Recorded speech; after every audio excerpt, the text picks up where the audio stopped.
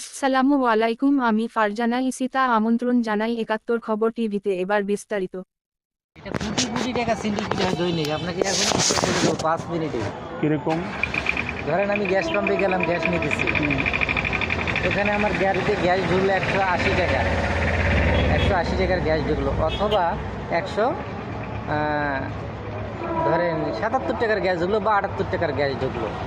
তাহলে আমি টাকা ধরেন ওদিকে 12 টাকা আর এদিকে 10 টাকা, 22 টাকা ফেরত পেয়েছি। আমাকে কিন্তু 10 টাকা ফেরত দিচ্ছে, 12 টাকা সিন্ডিকেট প্রতি গাড়িতে। আবার যদি ধরেন 13 টাকা 23 টাকা আমি ফেরত পাই, 23 টাকা আমাকে দেওয়া হচ্ছে না, আমাকে 10 টাকা দেওয়া হচ্ছে, 23 টাকা ওরা কেটে নিচ্ছে। কেন? এটা প্রত্যেকটা গাড়িতে যদি একটা মিডিয়ার লোক ভালো যদি চাপ দেয়, এটা বিরাট বড় সিন্ডিকেট। আপনার লক্ষ লক্ষ হাজার হাজার গাড়ি পাম্পে ঢোকে, এই গাড়িগুলো 10 টাকা 20 টাকা করে তারা সিন্ডিকেট করে। কেন? পাম্পের মালিক কি বেতন দেয় না? যারা গ্যাস দেয়, গ্যাসম্যান যারা গ্যাস দেয় লাইনে, তাদের কি বেতনভুক্ত না? বেতনভুক্ত। তারা এই সিন্ডিকেটগুলো করে। তাদেরকে যদি বাধা দেওয়া হয় বিরুদ্ধে, তারা ছোট করে নজল টান দিয়ে বাইর করে ফেলে, তাই যাও তুমি পেছনে যাও। মানে কি একটা অবস্থা, এটা হয়ে গেছে। আপনি না দিলে কি বলে এরা?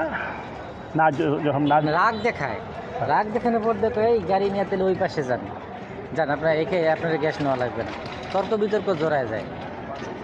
এটা আমি বেশ আপনার এই ব্যাপারে কি কোনো মালিককে জানাইছেন?